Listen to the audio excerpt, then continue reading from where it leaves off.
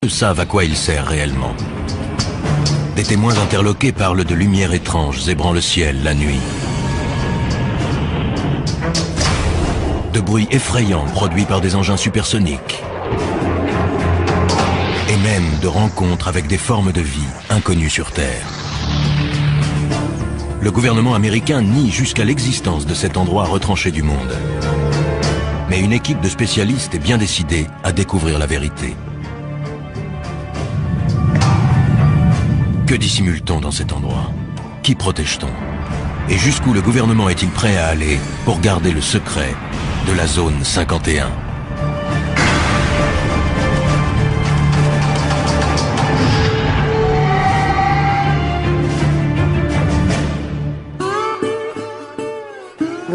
Ce qui est troublant, c'est qu'on nie son existence. La zone 51 ne ressemble à aucune autre base militaire américaine. Situé au cœur du désert du Nevada, ce complexe top secret est entouré de montagnes abruptes et inhospitalières. Il est protégé par un système de sécurité infranchissable qui le soustrait au regard des curieux, mais aussi, comme le reprochent certains, au contrôle de l'État. Des avions très étranges ayant été vus dans le ciel, certains pensent qu'on pourrait y procéder à des essais sur la propulsion antigravitationnelle, un système révolutionnaire relevant autrefois de la science-fiction. Chuck Clark est sans doute le plus grand spécialiste mondial de la zone 51. Astronome de profession et passionné d'aviation, il a toujours été fasciné par cette base destinée, au dire de l'armée américaine, à de simples essais aéronautiques.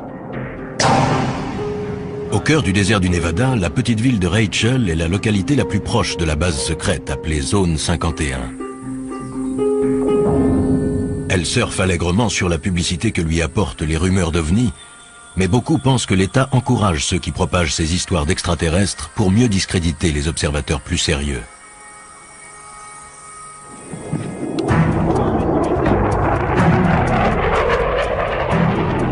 Chuck Clark s'est installé à Rachel pour surveiller et noter les moindres activités de la base. Aujourd'hui, il retrouve l'équipe d'experts qu'il a réunie pour tenter pendant 24 heures et en utilisant tous les moyens légaux possibles de mener l'enquête la plus complète jamais réalisée sur la véritable nature de cette base mythique. Leur mission, une journée et une nuit à l'affût du moindre indice, pour découvrir ce que l'État cache derrière les murs de la base militaire la plus protégée au monde.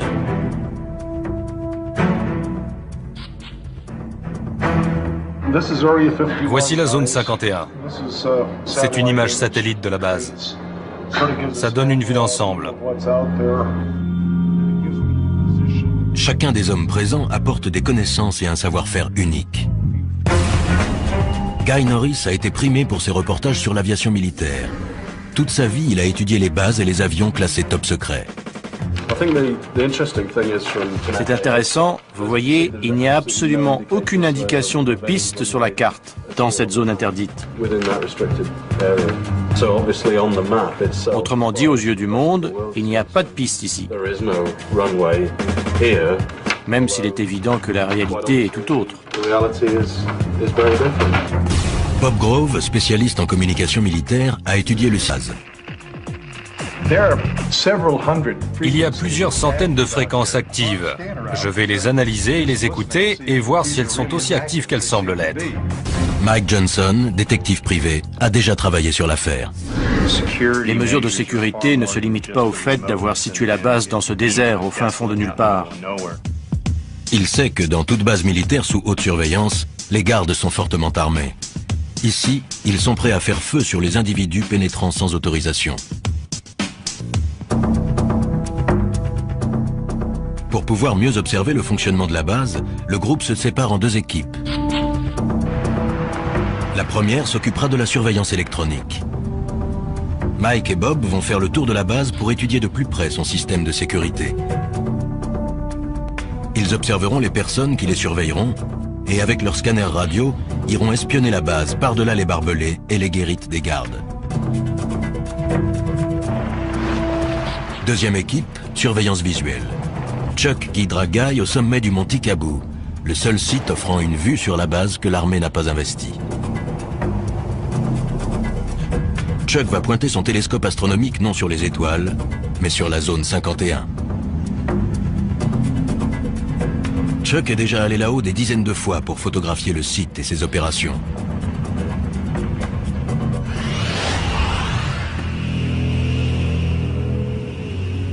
Il y a 10 ans, pour sa retraite, il est venu s'installer à Rachel pour étudier les derniers modèles de l'aviation militaire. Ces observations l'ont amené à constater que derrière les murs de la zone 51, la base règle et un commandement bien particulier, à l'abri des regards indiscrets et au-dessus des lois.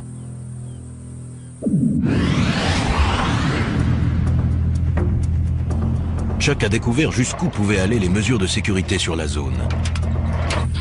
Un jour, alors qu'il marchait dans le désert, il est tombé sur ce qu'il croyait être les débris d'un avion. J'ai voulu sortir le truc du sable par curiosité et j'ai vu une antenne qui dépassait. J'ai dégagé le sable. C'était un émetteur relié à un détecteur placé dans une boîte en plastique. Chuck venait de découvrir un détecteur de mouvement, placé non pas dans la zone tampon sécurisée, mais à des kilomètres du périmètre de la base secrète, dans un espace public. Pour Chuck, ces détecteurs viennent s'ajouter à la longue liste de moyens mis en place par la base pour surveiller de près les faits et gestes d'innocents citoyens.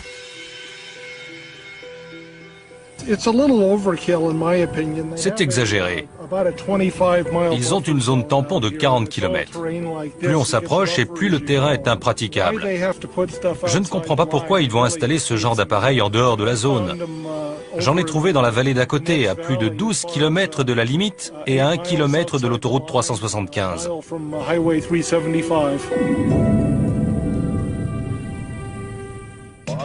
Bien décidé à dénoncer les agissements de l'armée, Chuck fait appel à un célèbre journaliste d'investigation, George Knapp.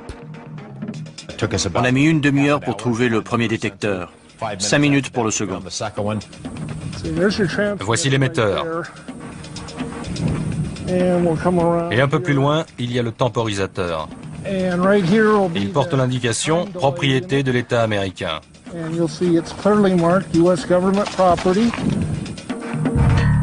Au total, les deux hommes découvrent plus d'une dizaine de détecteurs destinés à transmettre des informations à la zone 51.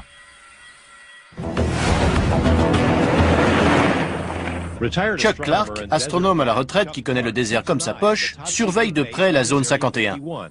Au moment de la diffusion de ce reportage, Chuck, lui, est déjà allé plus loin.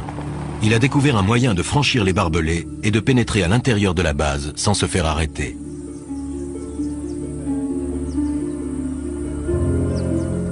Mais pour cela, il doit parcourir 800 km jusqu'à Denver, dans le Colorado. Ce bâtiment d'allure banale renferme des technologies ultramodernes mises au point par les militaires qui dirigent la zone 51. Chuck peut désormais renverser la situation et espionner la base.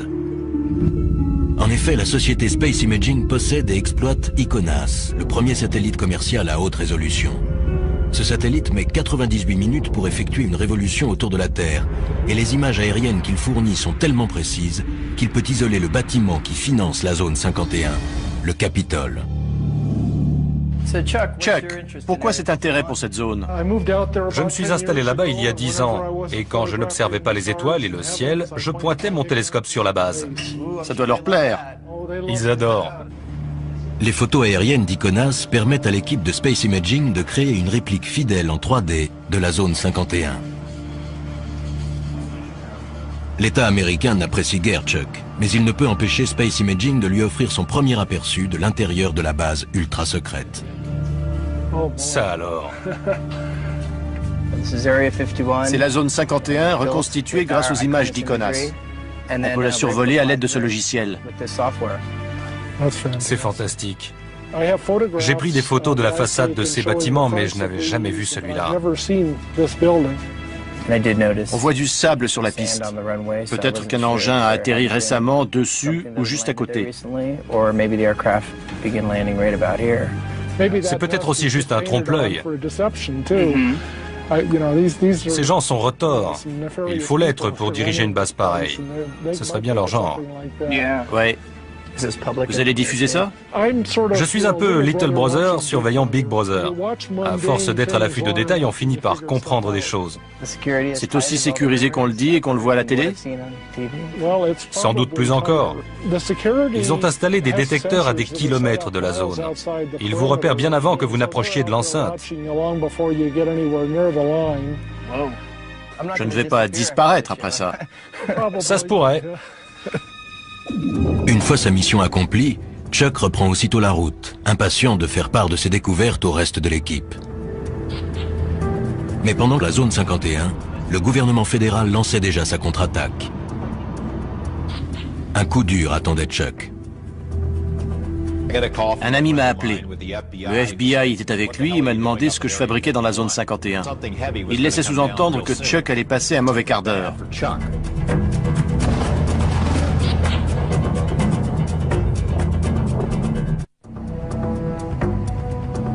Perdue dans le désert du Nevada, la zone 51 est un site d'essai militaire secret. Elle est à l'abri des regards indiscrets grâce à une zone tampon de 40 km, des montagnes et un environnement inhospitalier. Deux équipes d'enquêteurs ont décidé d'épier et de noter les moindres mouvements et les moindres bruits. Si tout se passe comme prévu et si les gardes de la base les laissent tranquilles, les deux équipes se retrouveront 24 heures plus tard. Chuck Clark et Guy Norris vont s'installer au sommet d'une montagne munis d'un télescope et d'un appareil photo. On est au milieu de nulle part. On est à 35 km dans l'arrière-pays. Le plus dur les attend encore. Ils ont devant eux 2 bonnes heures de marche pour gravir le mont Tikabou. Ça fait combien de haut? Un peu moins de 2500 mètres. On est à 2100 ici. Là, on est vraiment tout seul, non? Ça, c'est sûr. On sera dans le beau drap si on se casse une jambe. Chuck Clark va au-devant de graves ennuis. George Knapp ayant révélé qu'il avait découvert des détecteurs de mouvement cachés hors du périmètre légal de la zone 51, le FBI a décidé de lui donner une leçon.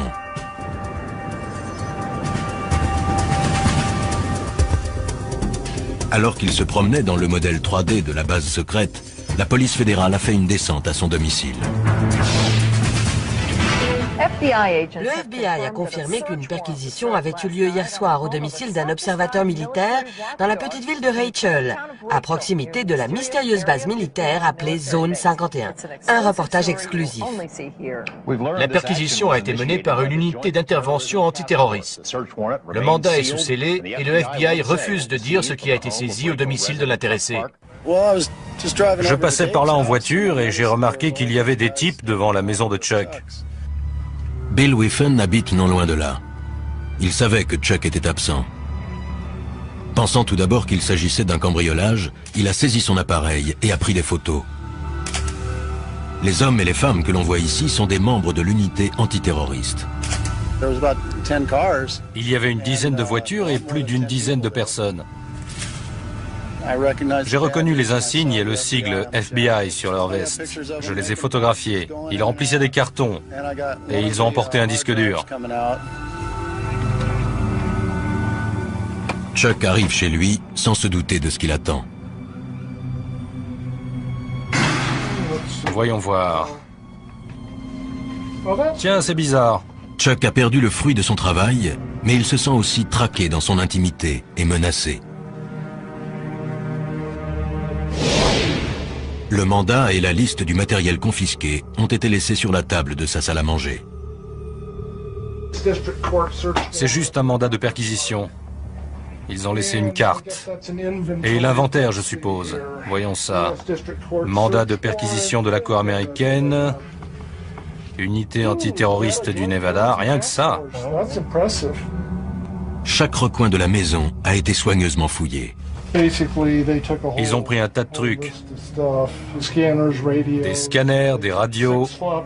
Ils ont embarqué 6 disquettes, 15 CD, des photos de la zone 51, des négatifs, 2 albums de photos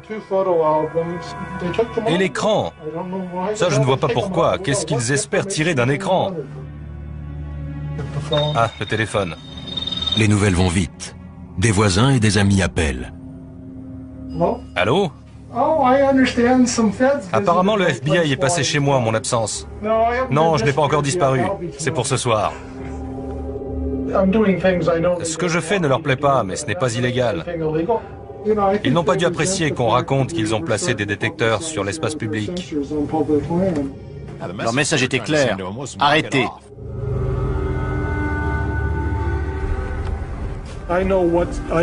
Je sais jusqu'où je peux me permettre d'aller légalement.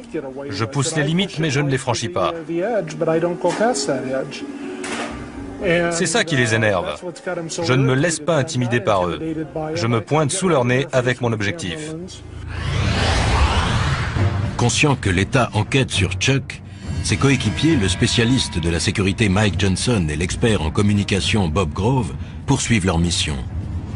Ils ne sont qu'à 3 km de l'accès arrière de la zone 51 et il ne fait aucun doute qu'ils ont été repérés. Ils ont un tas de façons de détecter notre présence. Ils doivent nous écouter. Possible. Ils nous regardent certainement et ils doivent nous écouter aussi. Voilà les barbelés.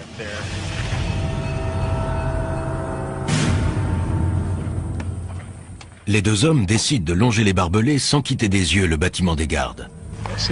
Voyons ce qu'on va trouver. Il y a des détecteurs sur la clôture là-bas. La boîte blanche. C'est bien possible. Allons voir ça de plus près. Ils sont visiblement sous surveillance. J'irai pas plus loin. Oui, allons voir s'il y a quelque chose de l'autre côté de la route. À environ 100 mètres de distance, ils voient pour la première fois les forces de sécurité privées engagées pour protéger la zone 51. Sur la base, on les appelle les camos, à cause de leur tenue de camouflage beige. Bob et Mike aimeraient s'approcher, mais ils savent qu'un pas de trop compromettrait leur mission. Ce n'est pas le moment de prendre des risques. Je tiens pas à aller en prison. Mike et Bob opèrent un repli stratégique.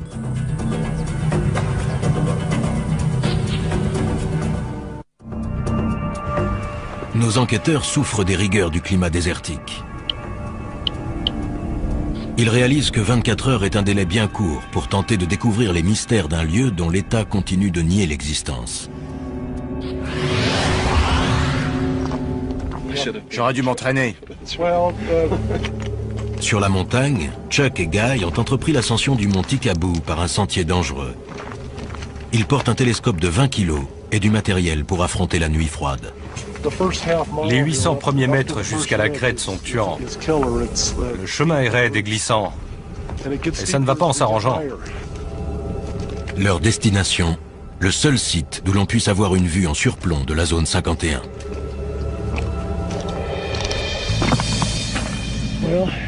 Nous voici au sommet.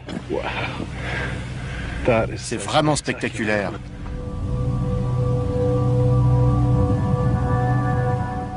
Alors, ça valait la peine. J'ai du mal à exprimer ce que ça me fait d'être là. C'est bizarre. On est là, sur la planète Terre, mais on a l'impression d'être à la lisière d'un autre monde. À travers la brume de chaleur, c'est bien un autre monde qu'on aperçoit. Un monde que l'État américain a cherché à soustraire au regard des curieux. Je vois des bâtiments qui brillent au soleil et j'aperçois une des pistes. C'est incroyable. Je n'en crois pas mes yeux. C'est inimaginable. Depuis le temps, c'est vraiment incroyable. C'est pas un mythe. Non, ça existe vraiment. Chuck et Guy se hâtent d'installer leur équipement. Car ils savent parfaitement que si d'ici ils peuvent voir la base, elle, peut également les voir. Ils sont à 40 km de la zone 51 et comptent sur le télescope de Chuck et son appareil photo avec téléobjectif pour espionner et consigner la moindre activité se déroulant là-bas. Avec le téléobjectif, l'image sera grossie jusqu'à 50 fois. Je vois. Les deux hommes savent que la base sert à tester des technologies modernes et ultra secrètes, dignes des récits de science-fiction. Sur ce qu'ils peuvent bien faire là-bas, on les soupçonne de plus en plus de travailler sur la propulsion antigravitationnelle. La quête du Saint Graal de l'aéronautique serait sur le point d'aboutir. On parle d'expérience sur l'antigravitation et j'ai vu 2 ou 3 trucs. Quel genre? Des objets qui s'élèvent lentement et restent en suspension durant quelques minutes, filent dans le ciel et puis s'arrêtent instantanément ou font demi-tour à toute vitesse. C'est incroyable. On ne sait jamais à quoi s'attendre. Ils testent toutes sortes de choses ici. En contrebas, dans le désert, déguisés en simples campeurs, Bob Grove et Mike Johnson s'apprêtent à écouter tout ce qui entre ou sort de la zone 51. Ils n'auront pas de vue directe sur la zone, mais Bob pourra écouter toutes les transmissions. Si un phénomène quelconque se produit, on peut le mesurer physiquement grâce à tout un tas d'instruments. Celui-ci, par exemple, vous entendez le bruit qu'il fait? Ça indique la présence d'émetteurs, ce qui est le cas puisqu'on porte tous les deux des petits micros sans fil.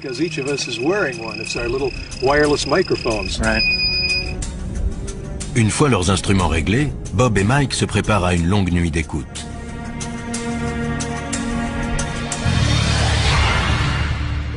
Au sommet du Mont Ticaboo, Chuck Clark et Guy Norris ajustent la position du télescope. Si un événement se produit, ils n'auront que quelques secondes pour réagir. C'est une nuit sans lune. On a plus de chances qu'il se passe quelque chose, non? Ça augmente les possibilités.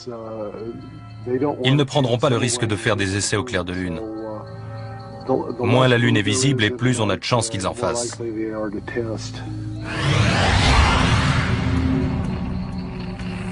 Il est presque 2 heures du matin. Le spécialiste en électronique Bob Grove et l'expert en sécurité Mike Johnson ont établi leur camp juste en bordure de la base. L'équipement radio ultra perfectionné va repérer toute activité au sol ou dans les airs.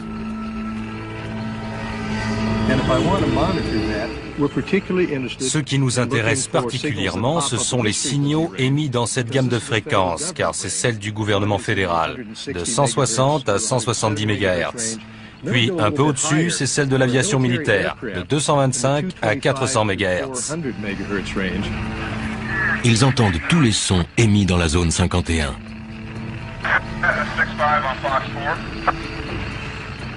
Bob ajuste la fréquence. C'était quoi ce qu'on entendait à la radio? La sécurité. Il parlait de nous? Possible. Mike et Bob soupçonnent fortement la sécurité de la base de les surveiller. Toute la nuit, ils se tiendront prêts à une éventuelle intervention.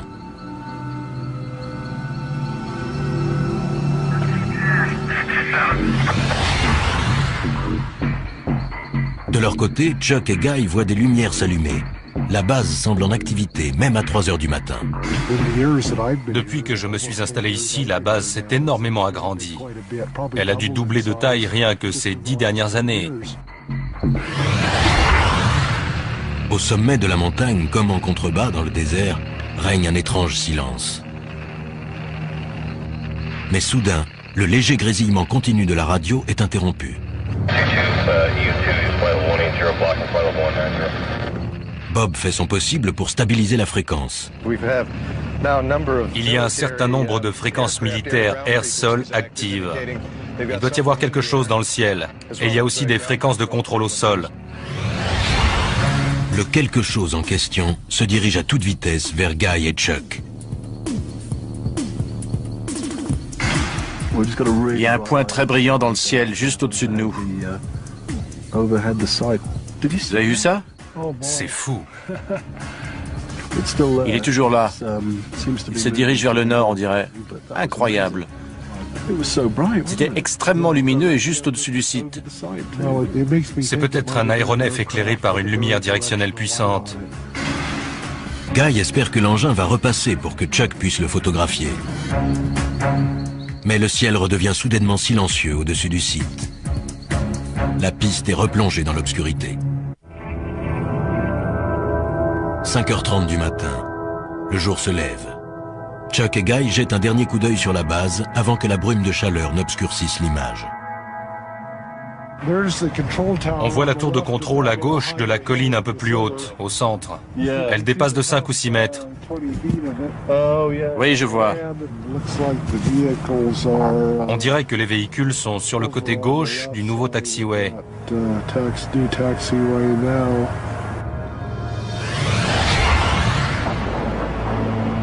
Quant à Mike et Bob, en bas dans le désert, Le voilà.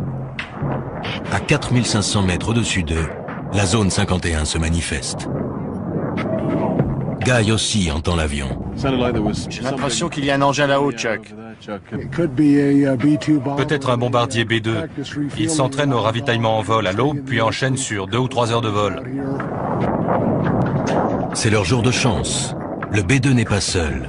Il est accompagné d'un invité surprise. Un MiG-29, excellent.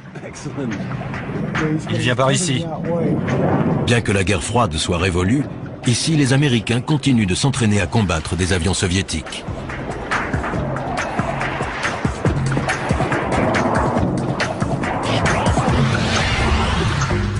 En contrebas, dans la vallée, Mike et Bob sont persuadés que la sécurité de la base les a épiés toute la nuit.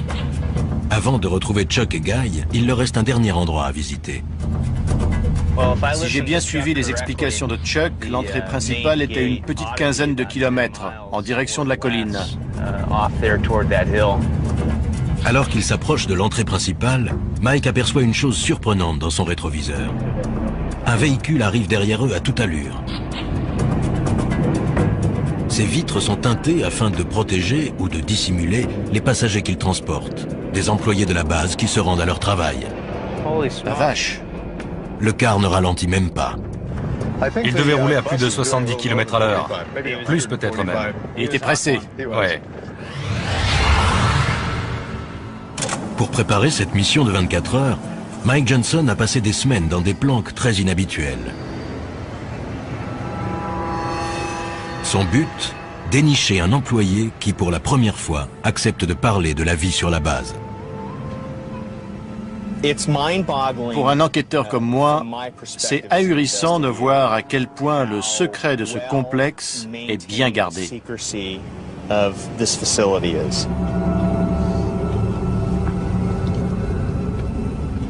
Première énigme à élucider, combien de personnes travaillent sur ce site perdu dans le désert et comment s'y rendent-elles? La zone 51 est située à 230 km au nord de Las Vegas. Depuis des années, on raconte que 5 jours par semaine, une mystérieuse compagnie aérienne transporte des centaines d'employés depuis un aéroport situé près de Las Vegas jusqu'à la base secrète.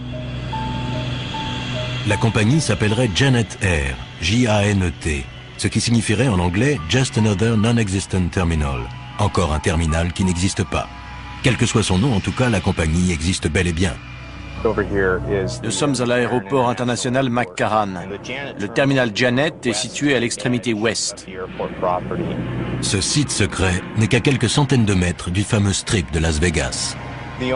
Les seules indications sont les pancartes « Attention »,« Installation sous surveillance »,« Entrée non autorisée ». Il n'est écrit nulle part de quoi il s'agit. C'est ce qu'on appelle se cacher au vu et au su de tous. En observant les avions de Janet Air, Mike a immédiatement remarqué qu'il leur manquait quelque chose. Ces appareils ne possèdent aucun signe distinctif, à part le numéro sur la queue. Tous les avions portent un numéro, sauf les avions militaires. J'en déduis donc que ces engins appartiennent à une compagnie privée. Grâce à ses talents d'enquêteur, Mike a retrouvé le propriétaire de cette flotte, la société EG&G, un très gros fournisseur de l'État. Un vol Janet vient d'embarquer. L'avion s'est mis en position sur le tarmac et ne devrait pas tarder à décoller. En général, ces avions-là n'attendent pas très longtemps. Ils se présentent sur la piste et décollent en moins de 2.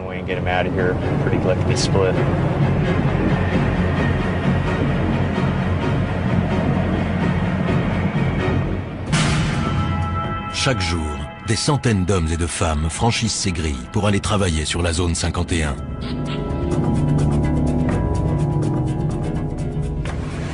Une voiture s'approche. Le garde va sortir et le conducteur va présenter une pièce d'identité. Le garde se demande ce que je fais là. On s'observe mutuellement. Mike a beau être sur la voie publique, il a toutes les raisons de s'inquiéter. Le garde n'a pas quitté sa voiture des yeux. C'est clair qu'il m'a repéré. Il sait que je suis là. Ce pourrait être pour Mike l'occasion de tester le cité.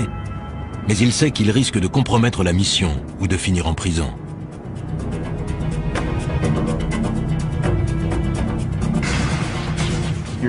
Voilà le pick-up blanc des gardes. J'ai sur le dos la sécurité du terminal Janet et la police de Las Vegas.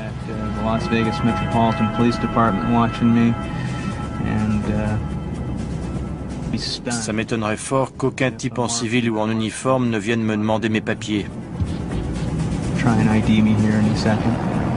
L'étau se resserre non seulement au sol, mais aussi dans les airs. Il y a un hélicoptère au-dessus de nous. Mike préfère battre en retraite. Il reviendra pour poursuivre son enquête lorsque les choses se seront calmées. Les 24 heures sont presque écoulées, mais Mike et Bob touchent au but.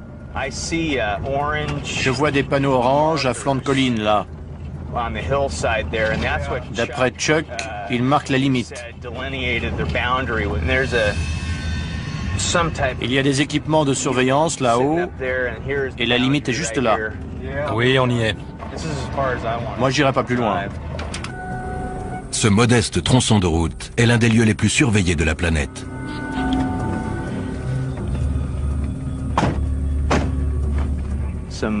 Il y a des détecteurs au sommet de la colline. On dirait qu'ils l'ont mis là-haut exprès. Tous ceux qui ont franchi cette limite ont été arrêtés, interrogés, et se sont vus confisquer leurs appareils photos, leurs téléphones portables et parfois même leurs vêtements. Accès non autorisé. Interdiction de photographier le site. Bon. Ben, on y est.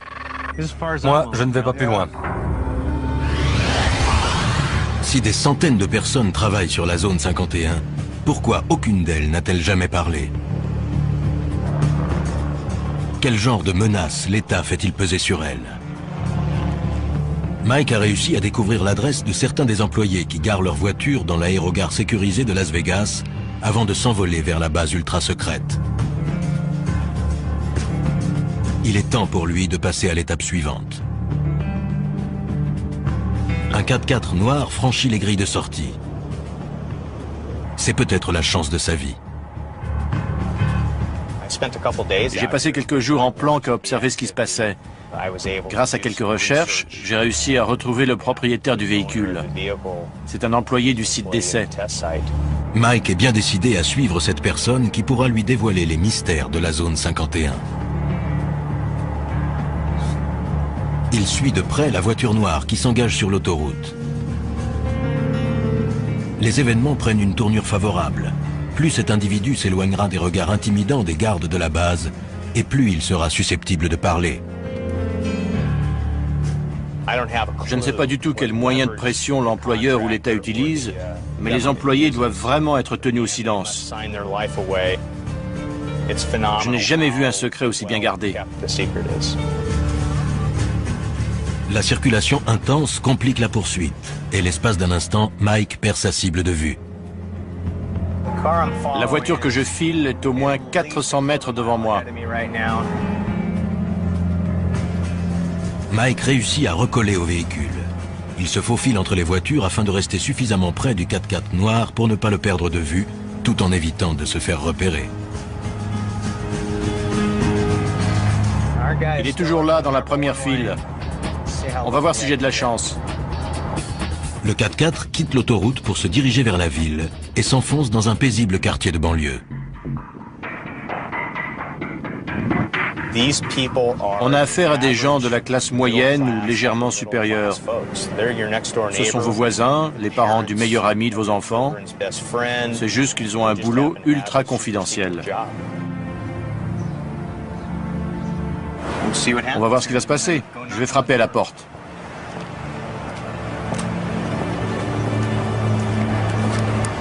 Les réponses aux questions de Mike se trouvent-elles derrière cette porte? Quel secret va-t-il découvrir? Je m'appelle Mike Johnson. Je suis détective. Je ne viens pas vous causer d'ennuis. On a vu votre véhicule sortir de l'aérogare de Janet et on aimerait que vous nous parliez de la zone 51. Pas de commentaire. La porte s'est refermée et voilà. Sa réaction me conforte dans l'idée qu'il travaille bien là-bas. Mais voilà, il refuse de parler. Les règles strictes de confidentialité imposées par l'État sont un obstacle de taille, mais Mike est patient. Il compte bien trouver quelqu'un qui acceptera de parler. Je vais devoir approfondir les recherches, dénicher un employé mécontent et prêt à parler, ou tout au moins à reconnaître avoir travaillé sur la zone 51.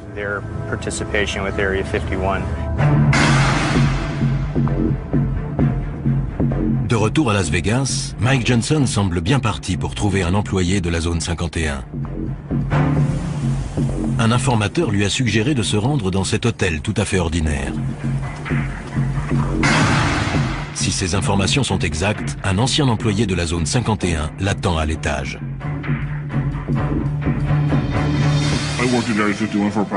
J'ai travaillé sur la zone 51 pendant environ 14 ans, des années 1980 au début des années 90. C'est gagné. L'homme est prêt à se confier, mais uniquement à condition qu'on taise son nom, qu'on masque son visage et qu'on déforme sa voix. On a mis des vies en danger et compromis, voire brisé des carrières pour garder le secret sur la nature. Mike a planqué des heures durant devant l'aérogare de Janet Air, la compagnie desservant la zone 51. Cet homme l'empruntait 5 jours par semaine. Quand on arrivait, on garait son véhicule et on pénétrait dans le terminal, où nos affaires étaient fouillées. Il vérifiait qu'on ne transportait pas de magnétophone, d'appareils photo ou de choses de ce genre. Monsieur X confirme la précision du modèle 3D de la base reconstituée d'après photosatellite. Oui, c'est tout à fait ça. Il explique qu'à l'intérieur de la base, la peur est omniprésente. Les mesures de sécurité à l'égard du personnel sont bien plus strictes que ce qu'on peut voir à l'extérieur. Quand vous appeliez chez vous, il fallait faire très attention à ce que vous disiez à votre femme ou à vos enfants par rapport à où vous étiez, quand vous alliez rentrer et par quel moyen de transport.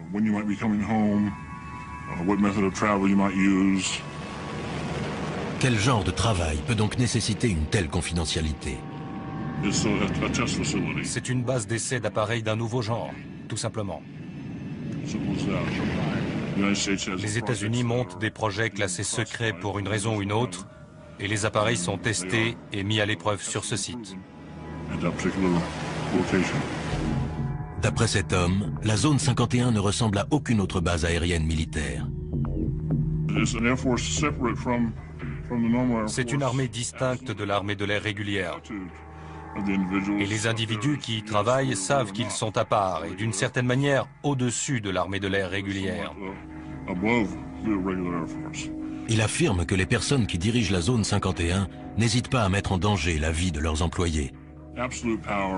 Ils ont un pouvoir absolu et sont corrompus.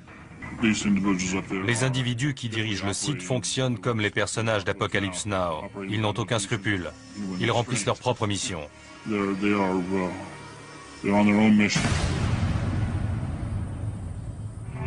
Il ajoute que quiconque critique les procédés est rapidement évincé. Je connaissais un employé qui a exprimé ses inquiétudes concernant le personnel qu'on exposait à des produits chimiques toxiques, à des déchets dangereux. On lui a répondu que le projet avait pris du retard et qu'il fallait le boucler au plus vite, et que le personnel ne serait pas informé. Quand il a critiqué ça, il a été renvoyé. Il a dû quitter la base. Monsieur X sait les risques qu'il court. Mais il affirme que si la vérité n'éclate pas, la corruption pourrait bien détruire la véritable fonction militaire de la base.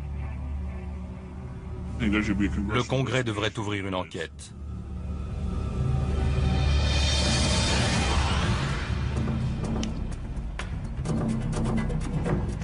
Sur le terrain, affamés et épuisés, Chuck et Guy vont devoir à présent affronter une descente raide et délicate.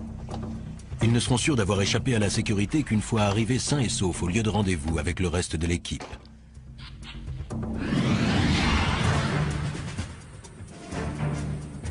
Depuis un véhicule garé en surplomb, un camo, un de ces gardes privés chargés de protéger la zone 51 et de repousser les éventuels curieux, observe Mike et Bob.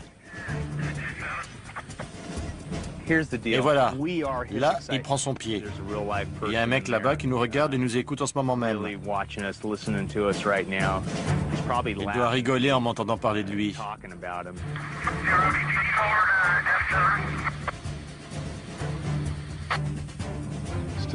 Toujours beaucoup d'activités sur la fréquence de la sécurité. On a vu tout ce qu'on avait à voir, j'irai pas plus loin. Inutile de tenter le diable. Désormais certains que la sécurité a été alertée, ils savent qu'il est temps pour eux de rejoindre Guy et Chuck.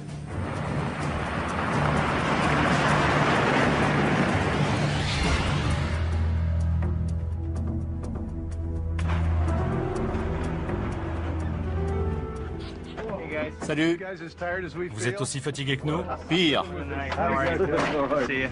L'enquête de ces hommes a prouvé que la base était en pleine activité. La radio crépitait, une mission se préparait. On avait une vue excellente de la base. C'était incroyable à une telle distance. Si ce qu'a rapporté M. X est vrai, des hommes comme Chuck Clark et son équipe sont le seul espoir de voir un jour réformer une base militaire qui perd pied avec la réalité à cause d'un excès de confidentialité. Nous sommes la seule superpuissance encore en lice, et pourtant le mystère autour de la zone 51 s'est épaissi au lieu de décroître ces 2 dernières années. Pourquoi? Pourquoi les militaires entourent-ils la zone 51 d'un tel mystère? Est-ce pour protéger la sécurité nationale des États-Unis ou simplement pour couvrir des activités plus troubles? En tout état de cause, le gouvernement reste muet. Alors si vous passez un jour par le désert du Nevada, allez donc jusqu'à la zone 51 et regardez à travers les barbelés qui protègent le site. Car pour Chuck et ses amis, une chose est sûre, si vous cherchez des réponses, c'est là que se trouve la vérité.